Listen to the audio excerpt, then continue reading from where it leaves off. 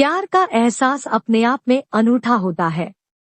मन में किसी को पाने की, किसी को बाहों में बांधने की चाहत उमड़ने लगती है। कोई बहुत अच्छा और अपना सा लगने लगता है और दिल उसे पूरी शिद्दत से पाना चाहता है। फिर कोई भी बंधन, कोई भी दीवार माने नहीं रखती, पर कुछ मजबूरियां इंसान से उसका प्यार छीन लेती है। लेकिन वह प्यार दिल पर अपनी अमिट छाप छोड़ जाता है। हाँ सुमी, तुम्हारे प्यार ने भी मेरे मन पर अमिट छाप छोड़ी है। हमें बिछड़े 10 वर्ष बीत गए हैं, पर आज भी बीता हुआ समय सामने आकर मुंह चिढ़ाने लगता है। सुमी, तुम कहाँ हो? मैं आज भी तुम्हारी राहों में पलके बिछाए बैठा हूँ, यह जानते हुए भी कि तुम पराई हो चुकी हो, अपने पति तथा बच्चों के साथ सुखद जीवन व्यतीत कर रही हो। और फिर मैंने ही तो तुमसे कहा था सुमी कि यपि यह रात हम कभी नहीं भूलेंगे, फिर भी अब कभी मिलेंगे नहीं। और तुमने मेरी बात का सम्मान किया। जानती हो, बचपन से ही मैं तुम्हारे प्रति एक लगाव महसूस करता था, बिना यह समझे कि ऐसा क्यों है। शायद उम्र में परिपक्वता नहीं आई थी, लेकिन तुम्हारा मेरे घर आना, मुझे देखते ही एक अजीब पीड़ा से भर उठना मुझे बहुत अच्छा लगता था। तुम्हारी लजीली पलकें झुकी होती थी, अनु है, तुम्हारे लरजते होठों से निकलता, मुझे ऐसा लगता था जैसे वीणा के हजारों तार एक साथ झंकृत हो रहे हों, और अनु को पाकर तुम उसके साथ दूसरे कमरे में चली जाती थी। भैया, सुमी आपको बहुत पसंद करती है, अनु ने मुझे छेड़ा। अच्छा, पागल लड़की फिल्में बहुत देखती है न, उसी से प्रभावित होगी। और मैंने अनु की बात को हंसी में उड़ा दिया, पर अनजाने में ही सोचने पर मजबूर हो गया कि यह प्यार व्यार क्या होता है, समझ नहीं पाता था। शायद लड़कियों को यह एहसास जल्दी हो जाता है। शायद युवकों के मुकाबले वे जल्दी युवा हो जाती है और प्यार की परिभाषा को बखूबी समझने लगती है। संभल है, दिल तड़पने और तड़पाने से क्या होगा?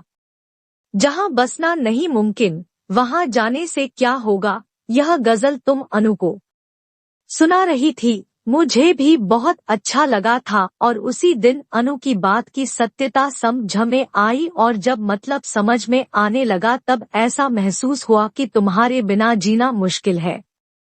कैशोर अपना दामन छुड़ा चुका था और मैंने युवावस्था में कदम रखा, और जब तुम्हें देखते ही अजीब मीठी मीठी सी अनुभूति होने लगी थी। दरवाजे के खटकते ही तुम्हारे आने का एहसास होता और मेरा दिल बल्लियों उछलने लगता था। कभी मुझे महसूस होता था कि तुम अपलक मुझे देख रही हो, और जब मैं अपनी नजरें तुम्हारी ओर घुमाता तो तुम दूसरी तरफ देखने लगती थी। तुम्हारा जानबूझकर मुझे अनदेखा करना मेरे प्यार को और बढ़ावा देता था। सोचता था कि तुमसे कह दूं, पर तुम्हें सामने पाकर मेरी जीभ तालू से चिपक जाती थी और मैं कुछ भी नहीं कह पाता था कि तभी एक दिन अनु ने बताया कि तुम्हारा विवाह होने वाला है। लड़का डॉक्टर है और दिल्ली में ही है। शादी दिल्ली से ही होगी। मैं आसमान से जमीन पर आ गिरा।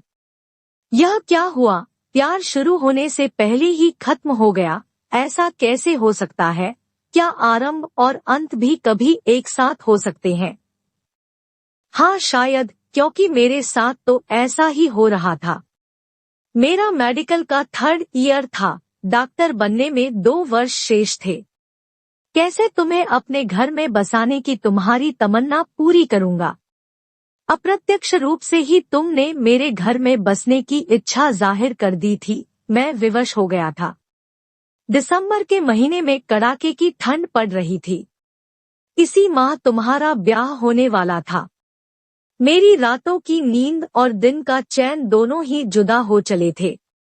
तुम चली जाओगी यह सोचते ही हृदय चीत्कार करने लगता था। ऐसी ही एक कड़कड़ाती ठंड की रात को कोहरा घना हो रहा था। मैं अपने कमरे से तुम्हारे घर की ओर टकटकी लगाए देख रहा था।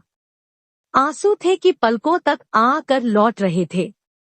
मैंने अपना मन बहुत कड़ा किया हुआ था कि तभी एक आहट सुनाई दी। पलट कर देखा तो सामने तुम थी, खुद को शॉल में सिर से लपेटे हुए। मैं तड़प कर उठा और तुम्हें अपनी बाहों में भर लिया। तुम्हारी आवाज कंपा रही थी। मैंने आपको बहुत प्यार किया, बचपन से ही आपके सपने देखे, लेकिन अब मैं दूर जा रही हूँ, आपसे बहुत दूर, हमेशा हमेशा के लिए। आखिरी बार आपसे मिलने आई हूँ, कहकर तुम मेरे सीने से लगी हुई थी। सुमी, कुछ मत कहो, मुझे इस प्यार को महसूस करने दो, मैंने कांपते स्वर में कहा। नहीं, आज मैं अपने आप को समर्पित करने आई हूँ, मैं खुद को आपके चरणों में अर्पित करने आई हूँ, क्योंकि मेरे आराध्य तो आप ही है। अपने प्यार के इस प्रथम पुष्प को मैं आपको ही अर्पित करना चाहती हूँ। मेरे दोस्त, इसे स्वीकार करो। तुम्हारी आवाज भीगी भीगी सी थी। मैंने अपनी बाहों का बंधन और मजबूत कर लिया। बहुत देर तक हम एक दूसरे से लिपटे यूं ही खड़े रहे। चांदनी बरस रही थी और हम शबनमी बारिश में न जाने कब तक भीगते रहे कि तभी मैं एक झटके से अलग हो गया। तुम कामना भरी दृष्टि से मुझे देख रही थी, मानो कोई अभिसार की आशा से आई हो। नहीं नहीं सुमी, यह गलत है।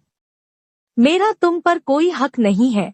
तुम्हारे तनमन पर अब केवल तुम्हारे पति का अधिकार है। तुम्हारी पवित्रता में कोई दाग लगे, यह मैं बर्दाश्त नहीं कर सकता हूँ। हम आत्मिक रूप से एक दूसरे को समर्पित है, जो शारीरिक समर्पण से ज्यादा महत्वपूर्ण है। तुम मुझे, मैं तुम्हें समर्पित हूँ। हम जीवन में कहीं भी रहें, इस रात को कभी नहीं भूलेंगे। चलो, तुम्हें घर तक छोड़ दूं, किसी ने देख लिया तो बड़ी बदनामी होगी। तुम कातर दृष्टि से मुझे देख रही थी। तुम्हारे वस्त्र अस्तव्यस्त हो रहे थे, शॉल जमीन पर गिरा हुआ था। तुम मेरे कंधों से लगी बिलखबिलक कर रो रही थी। चलो सुमी, रात गहरा रही है। और मैंने तुम्हारे होठों को चूम लिया, तुम्हें शॉल में लपेटकर नीचे लाया। तुम अमरलता बनी मुझ से लिपटी हुई चल रही थी।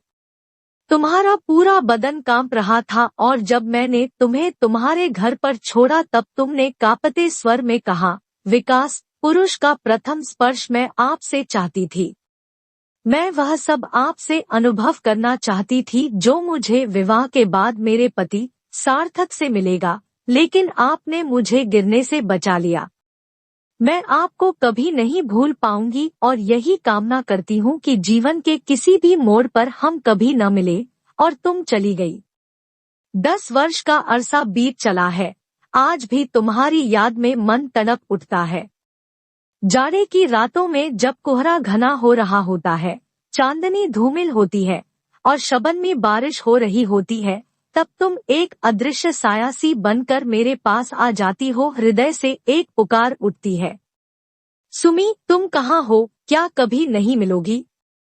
नहीं, तुम तड़पो, ताम्र तड़पो। ऐसा लगता है जैसे तुम आसपास ही खड़ी मुझे अंगूठा दिखा रही हो। सुमी, मैं अनजाने में तुम्हें पुकार उठता हूँ और मेरी आवाज दीवारों से टकरा कर वापस लौट आती है। क्या मैं अपना पहला प्यार कभी भूल सकूंगा?